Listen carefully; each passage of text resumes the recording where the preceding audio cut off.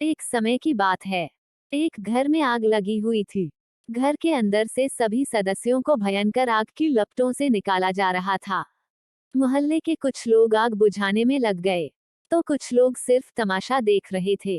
उसी घर में एक चिड़िया का घोंसला भी था। चिड़िया अपनी चोंच में थोड़ा पानी लाती और आग के ऊपर डाल देती, लेकिन आग तो बुझने का नाम ही नहीं ले रही थी।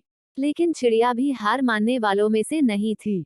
वो अपनी चोंच में थोड़ा पानी भर कर लाती और आग में डाल देती। चिड़िया को बार बार ऐसा करते देख कौवा को हंसी आ गई और बोला, चिड़िया तू पागल है क्या? तुझे क्या लगता है इतने बड़े घर को, गांव के इतने सारे लोग आग को नहीं बुझा पा रहे हैं, और तेरी चोंच इतनी छोटी है। तुझे क्या लगता है तेरे बुझाने से ये आग बुझ जाएगी? चिड़िया ने कहा, हाँ, मैं जानती हूँ कि मेरे आग बुझाने से ये आग नहीं बुझेगी, लेकिन जब भी इस आग के बारे में बात होगी, तब मेरा नाम आग बुझाने वालों में होगा और तेरा नाम तमाशा देखने वालों में होगा। चिड़िया की इतनी बातें सुनकर कौवा जोर जोर से हंसने लगा, पर चिड़िया ने कौवा पर ध्यान नहीं दिया और वह आग को बुझाने में लगी रही।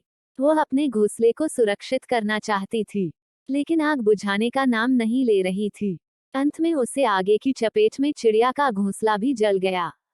यह सब होते हुए कौवा बैठा देख रहा था और जोर जोर से हंस रहा था। चिड़िया शांत और दुखी होकर वहां से चली गई। कुछ दिन के बाद चिड़िया ने अपना नया घोंसला बनाया और उसमें रहने लगी। पास वाले बगीचे में कौवा भी रहता था। एक दिन अचानक बगीचे के मालिक की झोपड़ी में आग लग गई और बहुत तेजी से आज बगीचे में फैलने लगी। देखते देखते वह आग कौवे की घोंसले की तरफ बढ़ गई।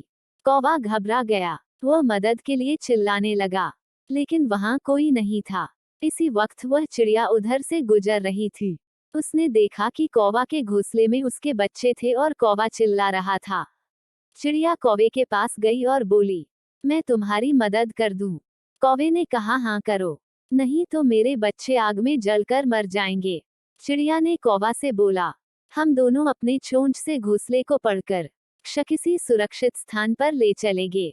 चिड़िया के इतना कहने पर कौवा तैयार हो गया और दोनों ने मिलकर अपने चोंच से घोंसले को सुरक्षित स्थान पर ले गए।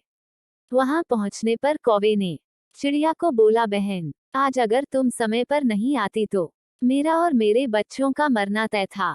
अगर उस दिन मैं तुम्हारी मदद किया होता तो तुम्हारा भी घोंसला सुरक्षित होता, लेकिन मैं अपने अहंकार के कारण ऐसा नहीं कर सका। मुझको माफ कर दो। तब चिड़िया ने कहा, कोई बात नहीं भाई, जो बीत गया उसे जाने दो।